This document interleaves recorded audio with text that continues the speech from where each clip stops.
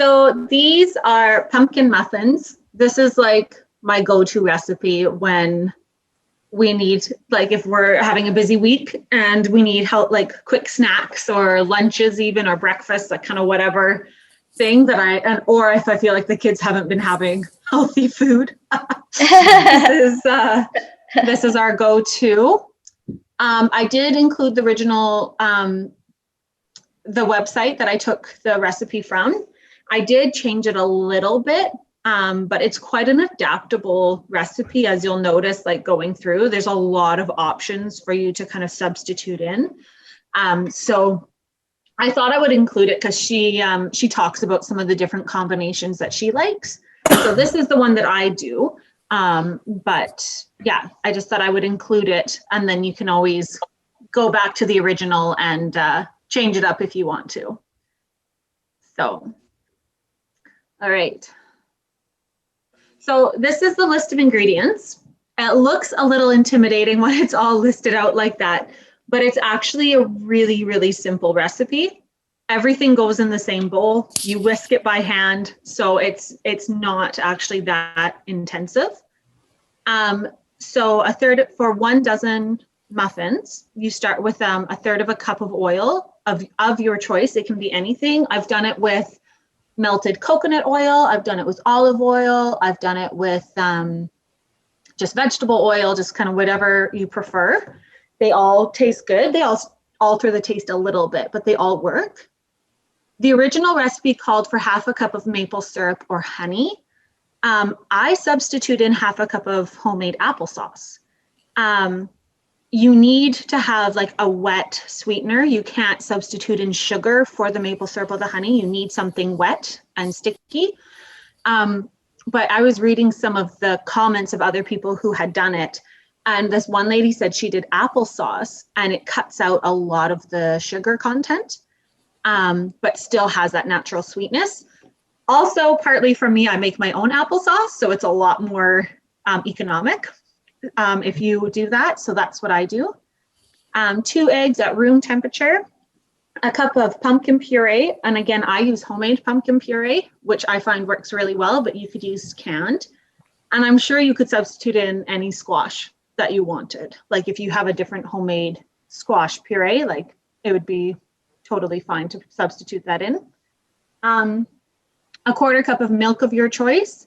Here I used just regular cow milk because that's what I had, but I've used almond milk. I've heard of people using soy milk. So again, it's whatever your preference is.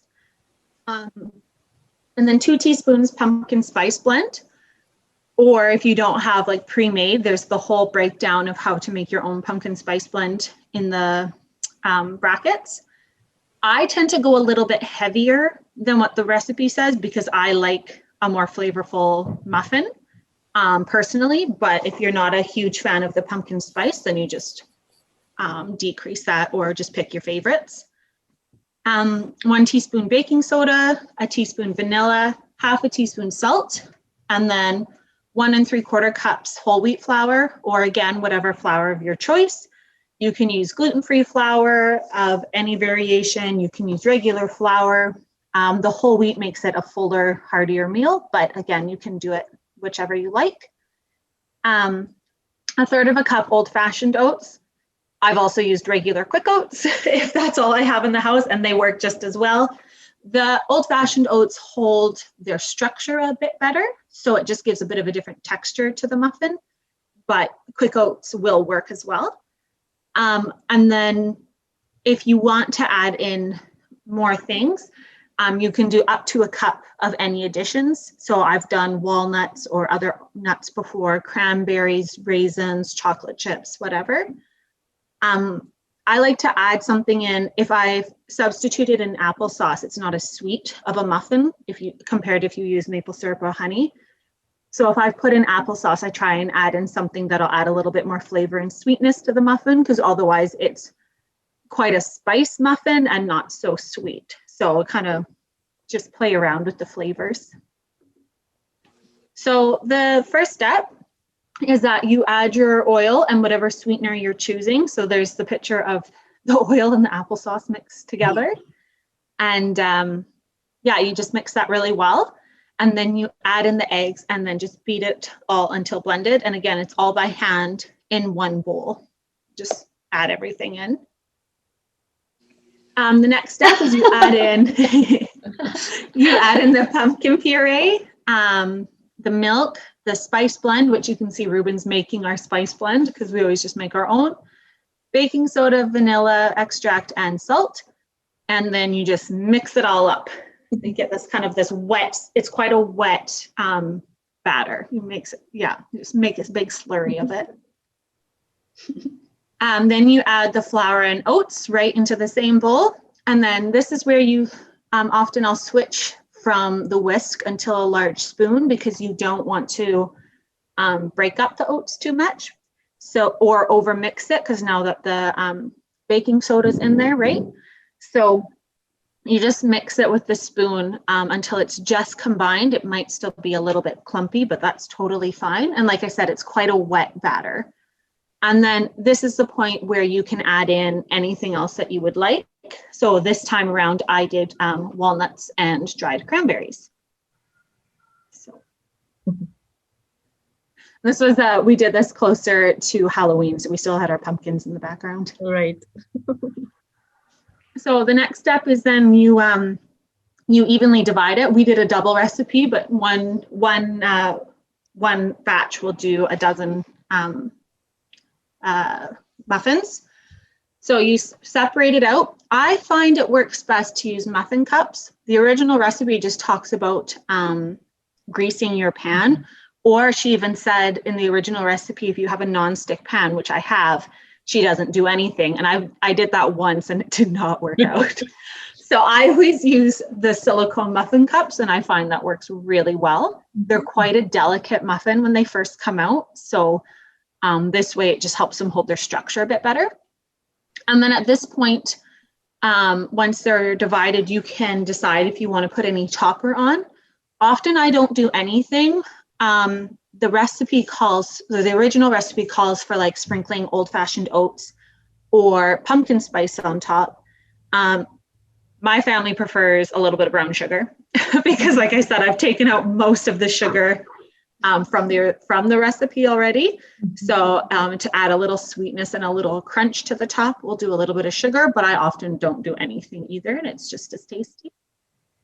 So they bake at 325 for 22 to 25 minutes. And it really depends on how much batter there is for how long. And then you can just check them with a toothpick. If it comes out clean, they're done. And then the really important thing, which I learned through trial and error, is to let them cool in the pan. Because if you try and take them out too soon, they just fall apart. But then once they've cooled down, they'll hold their structure quite well. But yeah, that's it. It's pretty simple. And it's nice because there's limited dishes, which is excellent. It's just the one bowl and the spoon. So, but yeah, they're really, we really like them. And if you can do your own squash puree or use your own applesauce and stuff like that. And with all of the variations, they're pretty easy to do with like stuff you have in the house usually, because you can switch out just to use whatever you have. So they're pretty easygoing muffins. So Wow. yeah, those are our muffins. Awesome. Wow. Just reach in. Ooh. Very good. Yay. Yeah. Very good. Excellent. Oh. And they're quite filling because there's a lot of like between the oats and the whole wheat flour and the pumpkin and stuff like that. They're quite fibrous, so they fill you up quite a bit.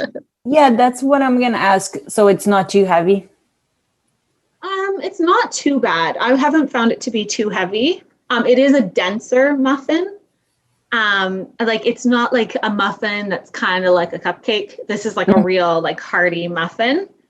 But the kids really enjoy them. So Okay.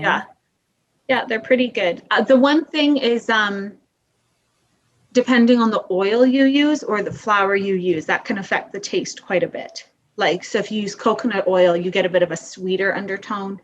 If you use like olive oil, it's a little bit like not earthier, but it's just that different taste to it. So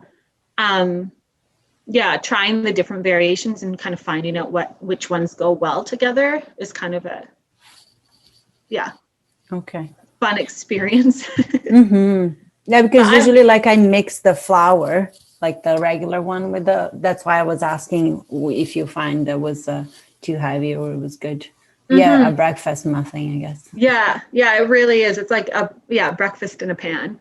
I oftentimes, just because whole wheat flour, you often can't get it in like the bigger bags, so then you're paying a bit more for the smaller ones. I'll mix them, do a little bit of both. But I have done it all whole wheat. But yeah. Save-On sometimes sells the 30 kilo bag from Anita's from Chilliwack, the organic Anita's. Oh, okay. Yeah. It's not where the flour is, it's where the bulk it is. Oh, okay. That's good to know. Yeah. They have whole wheat. Yeah. It's not always, but they do. Yeah. No, that would be good. Yeah. Sometimes what I do, because, like here's just my husband and I, so I share with a friend kind of thing, because, like go through that bag, like, holy. Yeah, for sure. Well, and of course the whole wheat doesn't always last as long in the house, right? So, yeah. But yeah, no, I haven't found them to be too heavy. I prefer the taste with the coconut oil. I just don't always have it in the house. And again, it's a higher cost, so it's kind of balancing the cost versus taste with some of it. But yeah, no, they're pretty good. I did try one of the first times I made them, I tried just using brown sugar instead of like honey or maple syrup, because I didn't have either of those. And that did not work. That completely changed the whole consistency of the muffin. But I find the applesauce works decently. I really like it because I prefer like the pumpkin spice flavors to like super sweet. But my husband, who has a huge sweet tooth, like is not as much of a fan. Like he still enjoys them, but if I do them without any add-ins or sprinkle of sugar or something, like it's not his favorite thing. So if I know that like I made them and he was going on like a hunting trip, like this is a great thing to bring along, right? Because it's like a meal and a muffin.